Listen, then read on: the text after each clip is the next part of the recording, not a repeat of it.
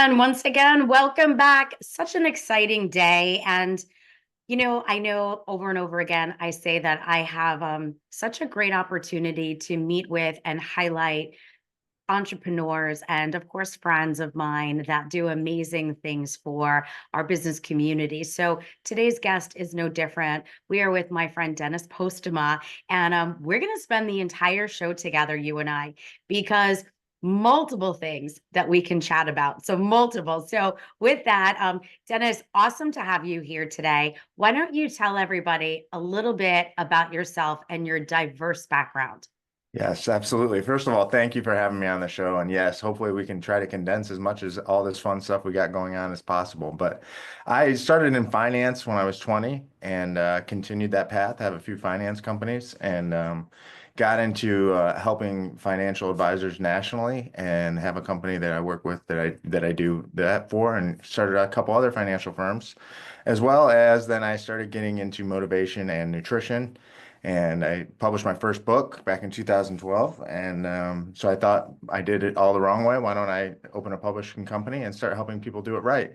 And from then on, I opened a television network, Motivation Success Network, and the story goes on. So plenty of things that I do. So let's bring it back because we have time today. So I think for the sake of the audience that listens and watches, there's a few things that I would love people to have as a takeaway. So number one, serial entrepreneur. Let's Yeah. talk about that first business. What do you think was your driver to opening your first business? And then what do you think was your biggest failure in opening your first business? Okay. Well, I found out that I could do better for my clients. So that's really the moral of the story of what happened. And I was young enough at the time because I started in 20 when I was 20. And then so at 23, I found out I could offer my clients better products and do better for them. And once I learned that, I couldn't stay where I was at. So I figured, why don't I just go for it? And I've always not taken a long time to think when it comes to a business decision. So I just went for it. So, it was the time was there, it was never going to be any better. I was going to get more responsibility as I got older anyway. So I figured I might as well just go for it while I was younger. And so that's what I did. And that served me very well throughout my business career and then learning to pivot. My worst, boy, my worst business decision, oh boy, I have to think about that one. Probably trusting everyone. It's probably my worst business decision. So like when I hire and somebody tells me they're good, that's why I have a great recruiting Like process. I Not, got the best people ever. And you're like, oh my God, epic fail. Like, yeah, yeah.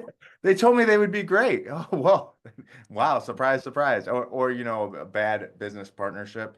But there's also a lot of good ones too. So I stayed away from partnerships for a very, very long time because of I saw what happened in my where I came from, and having two head honchos at the same that told different stories. So that always made me nervous. But fine. But then there's so the trusting thing. You got to take a chance. So, but that would be I think trusting everyone is my bad decision.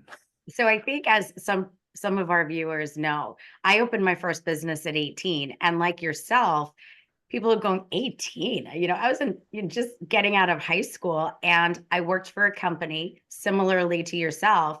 I worked for a company and how do I want to say this politely? I found out that they were not working under the most ethical scenarios, which absolutely disturbed me. So, knowing that I had been with this company for a while, I took a leap and said, I could do this. Why split the pie when I can have the whole pie? Yeah. So I took the relationships that I made, and this is at 18. I look at my kids. I have an 18-year-old now. I look at my kids and my God, when I was your age, I was already doing, I was doing this. And it was just so focused on business. And for me, when I have the opportunity to speak to young entrepreneurs, you hit something right on the head, which is that you were young, just like myself. We had the time to make mistakes. Yes. And even, you obviously, some of my children, but even when I'm talking to my kids right now, I try to explain to them making the mistakes and making even business decisions or career decisions now is the most critical time that they can do it because they can pivot because they don't have as much on the line. Mhm. Different than when I am consulting with a client that's 45 with 3 kids, a wife Right. at home, and 2 mortgages, so it's a very different conversation. But for myself, similarly, people will ask me, tell me about your first business experience.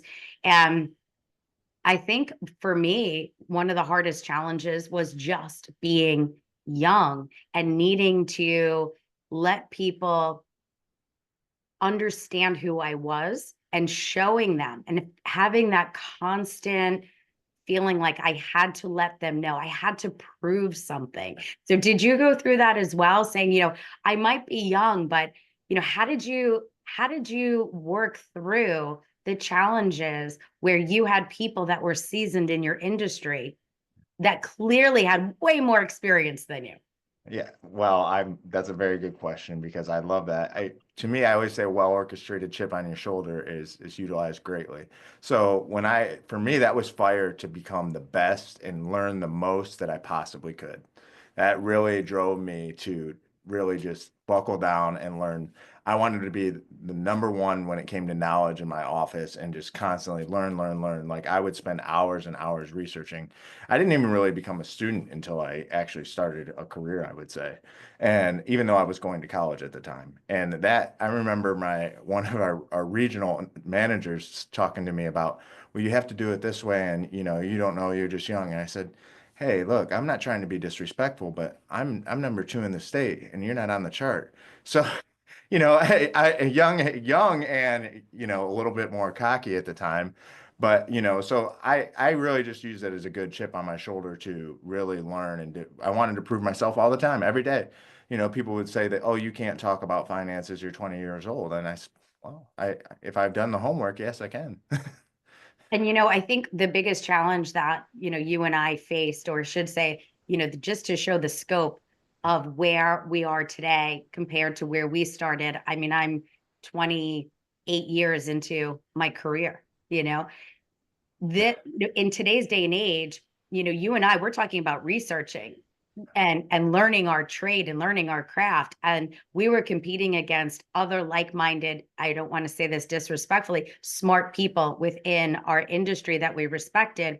Whereas in today's youth, everything is about social media and not how smart you are, but Mhm. how well you know how to utilize social media and marketing and video, because that you have that 30 seconds to grab. Yeah. So what do you have a daughter. She's young, but what advice would you be giving her if she wanted to enter into, her first career? I would say that just pick one. Take massive action and pick one. I just actually had this conversation yesterday. Pick a Not career. with your daughter. Yeah, not with my daughter. Well, I did at a very young age. If you saw my reel last week, I had her watch Think and Grow Rich, the series that's on Amazon Prime when she was a baby. When it was my turn to watch her, I would have her watch that whole series by Napoleon Hill, but neither here nor there. So I had this conversation yesterday with somebody, not my daughter, but I'm practicing. I said, pick one. Just take action. Just take something. Like Jim Rohn said, if you get $1 million, you best become a millionaire. So just pick something and learn that craft and become great at whatever business it is. Learn how to manage people, learn how to network, learn how to market, whatever you pick. And then guess what? The person you become, you're going to be able to take that into any industry. Mhm. So if you like somebody will say, well, I've never dreamed about being an insurance producer. Okay. Well, why don't you go in there and start learning things and start learning about finances and everything else and learn how to build a team and go in there and do that. And then if you don't like it, you still made a great career, helped a lot of people, and then you can go and pivot and do this over here and use the same skills in a different craft. And so I think that so many people sit there with paralysis analysis and they just, fall apart because they're just like, well, I want to do this and this and this. Pick something and just go at it 110% and you're going to learn something.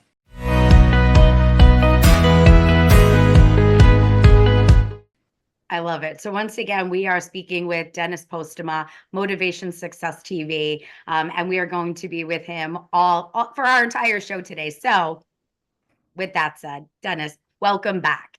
I know that you're a fantastic guest because you and I spend so much time chatting about things that are happening, and we're talking about really being an entrepreneur. So let's pivot a little bit into how you manage multiple businesses successfully. Well, So it goes you back to, go ahead. So you own Motivation Success TV. You still have an insurance company. You're out on the road. You have production. I guess maybe now is a good time to drop it to everybody. Stay tuned. Our Girl on Fire book series is on its way out, looking to be #1 on Amazon any day now. So, and these are all thanks to your skills. So let's talk for a minute about the challenges of entrepreneurship and having multiple businesses. How do you manage that? Well, first of all, when I pick something, I go at it 110% and I learn everything I can to be extremely good in that sector, right? And then the minute I'm good at it, then I start teaching and hiring and recruiting for that because it doesn't matter if I know it, I physically can't meet with everybody every single time. So I have to then recruit properly and then train those people off of what I know, but hopefully train them to know more than what I know and then let them go off and do their thing and then just be able to be there when they need a sounding board. So that's the goal, is to build good leadership teams in each one of my companies so that I'm just there to really do what I do for other companies, and that's be there to consult for the hard decisions and to be there to give ideas and teach them about marketing. So it's really about recruiting, and it's not an easy or fun process to get good at. So it's very challenging, as you know, being in business as long as you've been, and it's not always easy. I've had to hire and recruit and train as well because, again, you can only grow so much until you bottleneck yourself. So you do need to have a successful team that works side by side. What measures do you take? And this is going to sound horrible because it's a personal problem that I've had. Right. What measures do you take to make sure that you're training somebody, but that you don't give them so much information that they think they can be you? Well, first of all, I don't know how to solve that problem because most Damn 99%. it. So 99% of people. Dennis. I thought we were going to grab something here. Well, I mean, I'm going to give you the best advice I can. So 99% of people automatically think they're going to go in and they're going to beat you without putting in the 28 years, like you mentioned earlier. They automatically. We've had this conversation. Yeah. So they automatically think they're going to do that. However, if you give them a culture and an atmosphere that allows them to shine and to be the one in charge, and you look at them more as a peer and treat them as a partner, I can tell you, you never pull the boss card out. I'm never one to pull a boss. I hate pulling the boss card out. Mhm. So if you learn to not use that boss card like with stupid things, and only when you absolutely have to use it, and you look at it as a partnership, like when I look at one of my leaders, I'm like, hey, you're the COO of this. You call the shots. I'm backing you up. And then if I don't agree with what they did, that's a conversation between me and them behind closed doors. I give them the confidence and I treat them as a partner. That's the only thing that I've learned that even comes close to working. And I love that because even, I own multiple businesses as well. And there are people that come in at all different stages. Mhm. And what happens is, again, culturally, you have this hierarchy of positions. Yep. And people feel that they may be more entitled or they're smarter or they're in a more leadership role. But Mhm. therefore, the person who's on the bottom may not be as valuable. And, the culture that I teach in my organizations is that every position is so powerful because with that one person, they may not have the same level of responsibility, but without that one person, we actually now have a kink in the chain. Yep. So it doesn't matter. So everybody universally, at least for the culture that I operate in and in my ecosystem, we are all important. And even, when we open the restaurant, we have all different people that work for us in the restaurant. And it doesn't matter if you're the person in the back who's running or Yeah. you are the person who's upfront greeting. Everybody has their role and their responsibility. And as long as everybody identifies with it, owns it, and respects it, you can build a culture around a team effort. And for me, that's worked really well. I love it. Yeah, 100% agree with you on that. And that's one thing just to add to that that I do also is I tell people no matter what your position is, nobody said you had to stay there. So if you're willing to take, you're only here X number of hours, right? So if you, let's say you are working in the back, but you want to be whatever it may be, the manager of the restaurant. Mhm. Okay, well, you go in at night, there's enough research out there that you could go to take a course or do whatever you need to do to learn to become a great manager. And then you prove yourself to me. There's no limit, and I can open another restaurant. That's so, if you take those limits off and put that accountability back on, then they realize, okay, well, I'm in this position because I've chosen it, right? So, And I love that too, because again, goes back to the people that want to step in and pretend that they are you. And I've had this over and over. And you've heard me say this, and my husband laughs every time. I call them the ankle biters. They're the people that latch on, and they're hoping to just learn enough so that they could navigate. And then they think that they can do what you do. And you hit it, 28 years of experience versus 6 months yeah, of experience. You may have learned some of the language to navigate, but it doesn't mean that you develop the critical, analytical thinking abilities and problem solving abilities that go, hand in hand. And I think, my lesson that I tell a lot of the people I work with too is show me that you're willing to commit. So you have people that want to be you, or people that I've met, and it's very humbling, because you know me for a long time. When somebody says, Rhonda, I want to be like you, I say to them, it's first of all, it's a high compliment, yeah, especially in my industry. And my response to them is, show me that you're willing to commit, and I will teach you everything that I know. yeah, The challenge is getting somebody who is interested in committing, or it's like a diet, right? It's January 1 and they're like, I'm all in.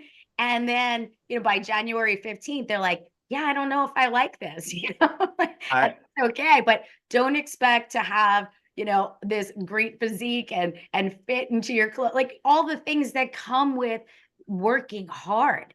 yeah. People don't want to work hard. um my advice, and again, like, I would love your opinion on this, when you want to commit but you have to work hard, this is when we assign accountability partners. So let's talk about that. How do you feel about that, and has anybody asked you to become an accountability partner for them? Absolutely. I get asked that all the time. And I think we're starting a mastermind that's a invitation only called Business Owners of Tomorrow for accountability. And I think accountability is, I don't know, if you've ever not, everybody needs a coach. If you've ever thought that is a gimmick, you need a real coach that holds you accountable. I always say a good coach will tell you what your wife would tell you, but you actually are paying them, so you have to listen. So, really, a coach is just calling you on your own stuff, right? So they're just holding you accountable. So there's multiple times when I'll have two or three coaches at once for myself. So I think everybody, you need to only take advice from somebody who is in a position that you want to be in, period. So you need to have an accountability partner, whether it's for your workout. It might be one for each thing. You might need a relationship partner for your marriage. You might need an accountability partner for your workout routine. You might need one for business. You probably need one for each and everything that you do. And to piggyback off of what you said, people are interested. The problem is people are interested in the results that Rhonda's is getting, right? So when you ask them to commit, you're asking them to get to step two, be committed. Now, step three is being what we are. We are obsessed with our entrepreneurship life. So so it's the reality of it, right? It's something that's born in your blood, right? It can be teachable, but it's in there.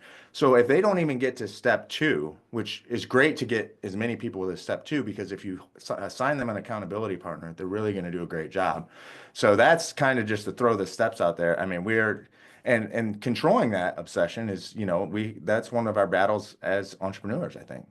I love it. I love it. And once again, just so everybody knows, we are talking with Dennis Postema, Motivation Success TV. He is a serial entrepreneur, a friend of mine, a great connector, a fantastic business person. And with that, we are going to jump for a quick break. And once again, Dennis, thank you so much for sticking with us, talking about entrepreneurship. What I want to pivot into right now is your series of magazines, and not only just the magazines, but also your masterminds. Like, let's talk about where did that originate from and how are you coming up with your ideas?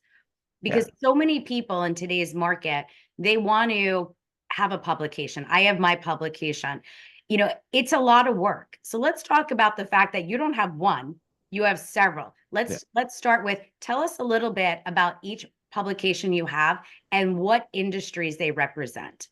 Okay, yeah, absolutely. So I started in the publishing for magazines for publications back in 2019. And I started with shot callers and to inspire nutrition. So shot callers is next level marketing for business leaders. So we're trying to get little nuggets from people who are in the industry that we can help people and we can provide them with information that's going to really raise them to the next level.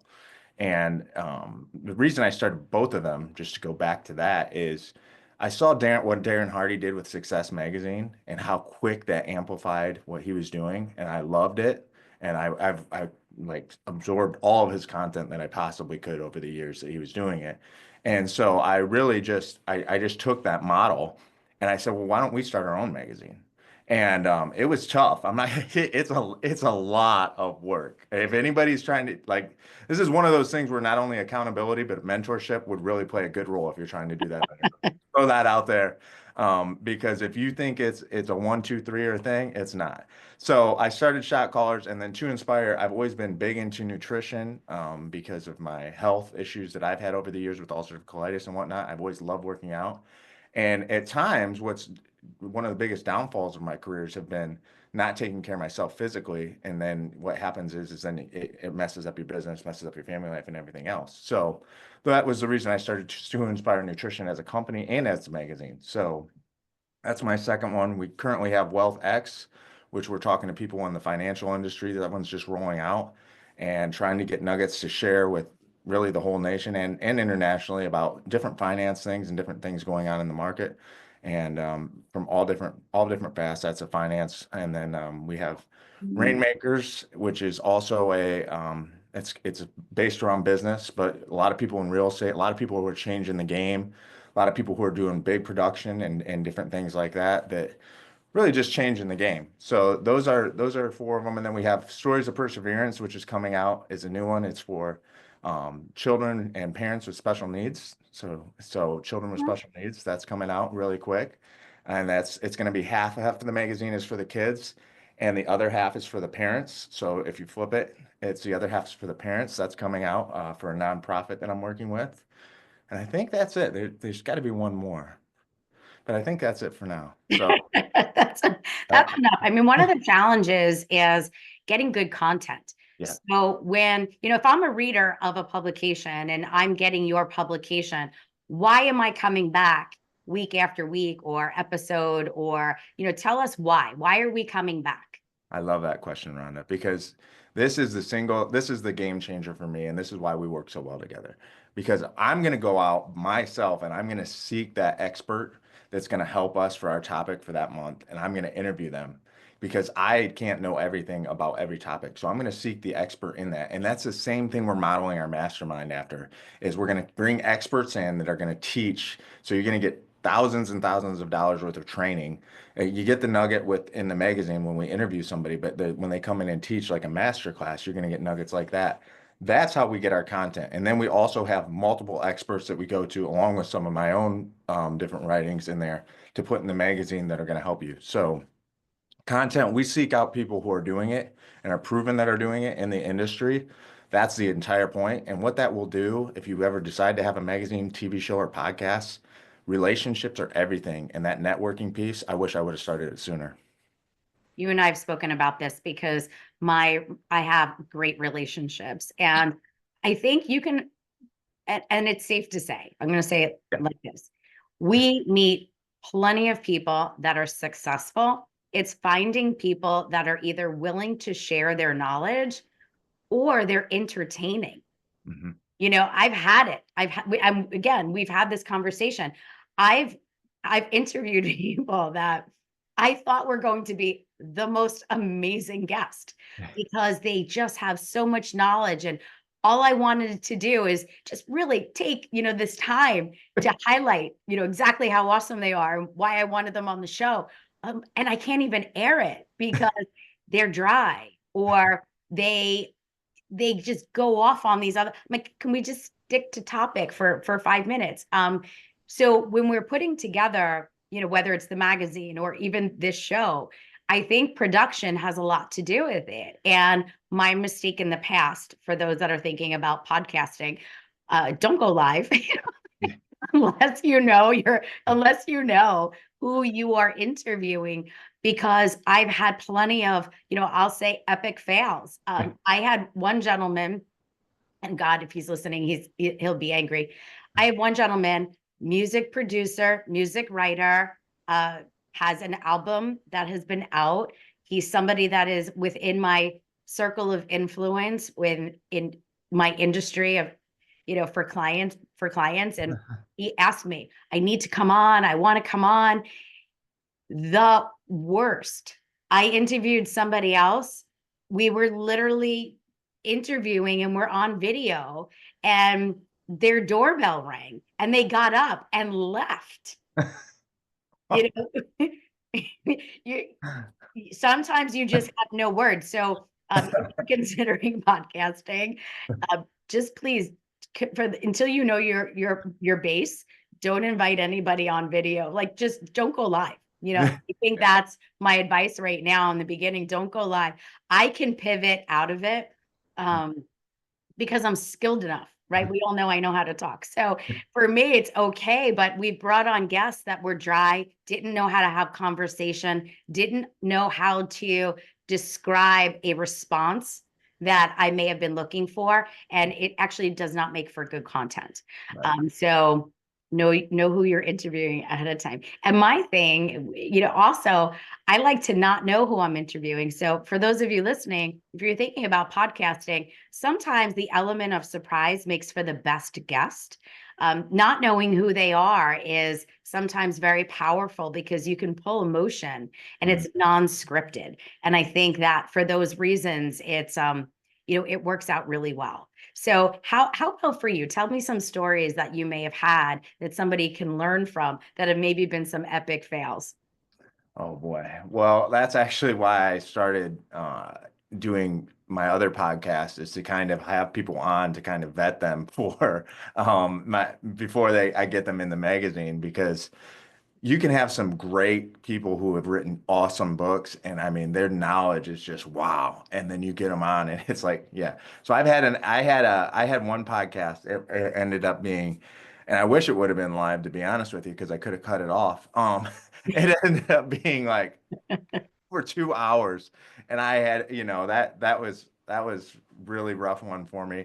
The other one was when so because they're all recorded and I'm always doing video because it's television and podcasting. So the other one was when I was doing an anthology book, I didn't have time to, because I was doing all these different authors in different, countries, and it was late at night and I didn't have time to go to the restroom before I started. And I'm like, oh, no big deal. It's a half hour, right? And I'm getting into this video, and it's an amazing interview. I mean, she's just dropping knowledge left and right. And I'm just standing there, I'm like, oh my gosh, I have to pee so bad, And I couldn't take it. I'm like, I don't know what to do. I'm like, what is the right thing to do here? Like, if I can't, I didn't want to stop it. And I was like, I didn't know what to do. So I was afraid I was gonna really wet myself, to be honest with you. And that was my biggest personal epic fail. And I'm not afraid to share that, because I would suggest using the restroom before you get on camera. And Listen, I've had almost an epic fail. You also want to go to the bathroom before you go on stage. oh, really? I did a big true story. I was in Vegas doing a big stage event, and Yeah, that was almost like a massive epic fail. And my husband happened to have been traveling with me, and he's like, I'm watching your face. He's like, and I know you are so uncomfortable. And, so it does happen, and I think that, there's an element of realism Yeah. when these things happen and they're unexpected. We've all had situations where we go, oh my God, you're like, what now? Because you're forecasting those 5 seconds, right? Like all for what is, those should be 5 seconds, but it's 5 seconds of, oh my God, you're forecasting, what's going to happen. And it's a little crazy, but I know we're kind of off topic here. Once again, we are speaking with Dennis Postema. I want everybody to stay where they are. Hopefully, you're enjoying today's episode, and we're here to bring you 10 more minutes of excellent content. So hang tight. Dennis, we have 10 minutes left. And what I really want people to understand is a breakdown of the value that you offer in your businesses. So let's talk for a minute about your book series. We've mentioned it one or two times. You have the anthology, you have, production, you've written your own books. Let's talk about the business owner of today who's trying to create what I call visibility for their brand. Okay. And for those that know me in my personal space, when I'm coaching a client in the business sector, I have, in my program, I have 3 silos: visibility, credibility, and fundability for my business client. Visibility is so important because it shows somebody that they are the authority in their space. Yeah. So let's talk about a few things that may or may not be so comfortable. One is like, how do you identify somebody that has a story? And then how do we make sure that we tell it the right way? The second part is key. Everybody has a story. It's a matter of pulling it out of them and making sure that we get that right story for their marketing piece. If they're going to be in business, and build a personal brand for visibility, everybody has that. So crafting that message and asking the right questions and pulling that out of them, and letting them know that everybody's human and you've got to share some of that vulnerability to be able to explain, just like we did in the last segment. You have to be able to share that so that can really like resonate with their audiences. We're in a trust recession, so people want to learn and know what you are and what you're about. So that's when it comes to visibility, we've got to pull that out, and then we've got to teach them how to tell that and craft that story. One of the things you and I have talked about is having, a question, like a questionnaire. Mhm. There are times, people will say to me before I get interviewed on somebody else's show, they ask me to fill out a questionnaire and my highlights. And sometimes I just feel like it's so mundane because what people really should be asking is not, oh, tell me about what you spent your first $100 on. I need to talk about the journey, Yeah. right? So how important is it for you to talk about the journey with the clients so that they could really help amplify their message? It's everything. I love when we do a book, when we do any type of anthology series or anything like that, it's everything. I love interviewing so that I can just sit back like we're doing now and just talk and just allow them to resonate and be in the moment and be able to just talk about what they want to talk about. And that really allows them to put down their guard and really just explain everything that they've went through in their journey when it comes to entrepreneurship or life. And so that's why I love like one-on-one videos like this, or sitting down with them and talking to them, because you got to get to know the person to be able to pull that information out. When I'm speaking with a lot of my clients, they all started from somewhere, right? They all had their first job or they've been handed an opportunity and they're running with it. And a lot of the entrepreneurs, they're scared. They Yeah. feel like putting the information out there makes them vulnerable. So how do you tackle that? Well, it does make you just have to be able to develop thick skin, because with the amount of haters and things like that out there, if you want to be out in the limelight and get the clients that you need to get and build the business that you want to get, you are going to have to share that. It's just the way it is. People need to know who you are. You have to have a personal brand, and you have to understand that with that comes a lot of haters. I watched Cody Sanchez's post the other day, and the first 7 comments, and it Love was her. positive posts. Yeah, the first 7 comments, I was like, what in the heck is wrong with people? Like it was all, I'm like, you have no better thing on your like nothing to do better with your time. And so that's going to come with it. You have to understand, like, if you want to get to that level, if you want to be at that level of success, you have to learn to just that they are not where you're at, and resonates with them that they are failing. So that's why they do that. So. And it's funny because, first of all, for those of you that are listening, you should look up Cody Sanchez. While we're on that topic of other, we'll say, gurus out there, who else do you follow? Oh boy, I follow a lot of people. I love Andy Elliott's message. It always reminds me of, getting in the gym, and like I just have him calling me out because, him and I are pretty good friends, and I feel like he's always, he's in the back of my mind, right? So I follow a lot of people. I try to develop close friendships with him. Dan Locke, I love Dan Locke. His content is unprecedented. I mean, if you've ever seen one of his programs, I have like all of them. It's just quality content across the board. Rudy Maurer, I love his content. Really, everybody who's on our network, I gain something from. So it's a really advantage for me because I can go in and I can like literally just pull up my network and then I can listen to those things while I'm working out. And I'm like, how cool is this? And it's free too, so you can Yeah. subscribe for free. So, and it's just very cool that I have all these people that I can just go in, and you're on the network. I can just go in there and listen. So if I want to learn about a particular topic, it's pretty cool. And it's funny that you say that because as we've grown and matured in our businesses, our relationships have matured and grown.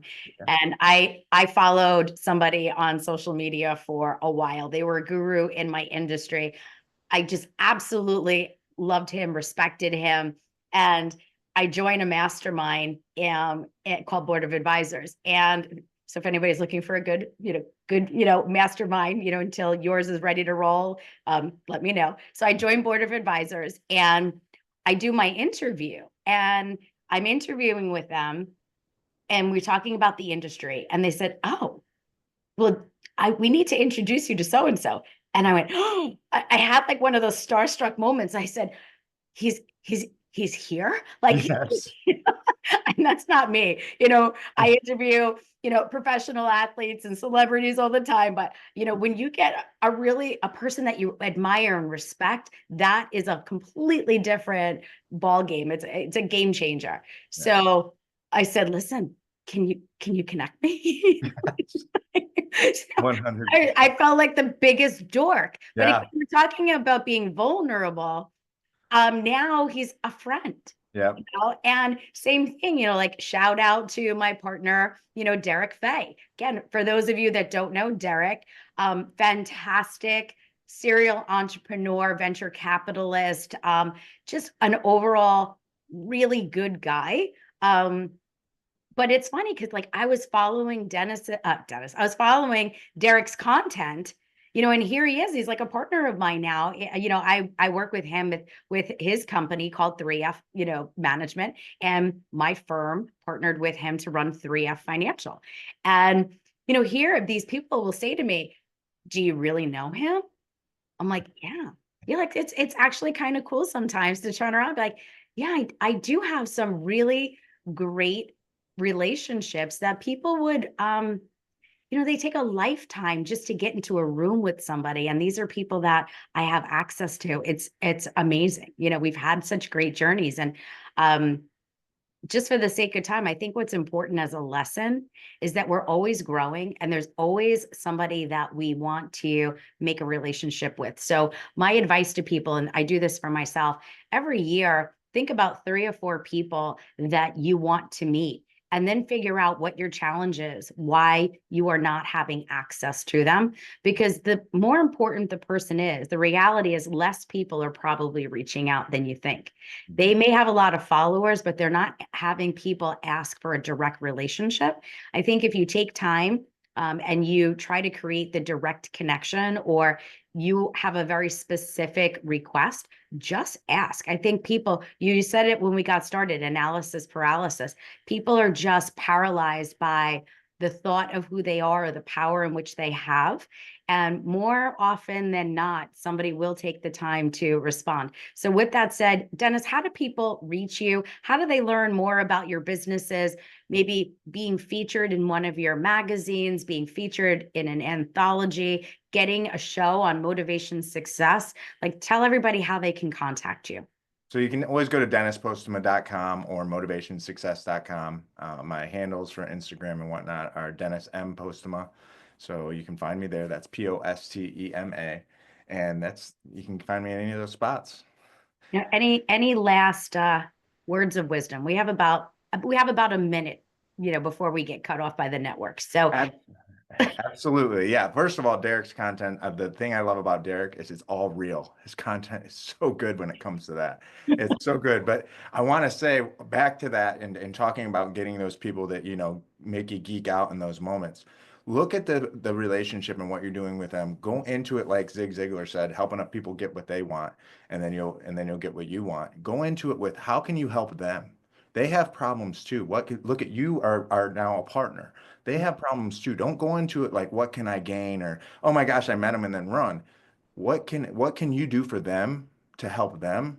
And then see how that relationship resonates, because it's just great things will come from that, and you'll build something that's real, and then they'll be able to trust you because you're not in it for yourself. yeah, I think creating value is one of my big takeaways, and also learning how to be discreet. That's another big takeaway. People don't want to work with people that don't know how to be discreet in their relationships. And then my final thought, which we've talked about this before, you really want to get to the next level. Watch what you're posting, Yes. right? And I'm not talking about politics. I'm talking about watch what you're posting. People will judge you based upon the content that you share, the photos that you post. It is important to stay on brand. If you need to separate your brand from your person, only because people will judge you and you don't want to miss an opportunity because of somebody looking at you the wrong way, or you don't fit the image in which you're hoping people portray you in. So that's what we got for today's episode. So once again, Dennis Postema, thank you so much. I will Yeah. see you in just a couple of days down in Atlanta. Stay tuned. We're going to be bringing you a whole episode from Evan Oglesby's Celebrity Pro Mingle, which is this weekend down in Atlanta, Georgia. We'll be bringing back so much fun content and interviews. So stay here, stay safe, stay healthy. And until next week, thanks for joining us.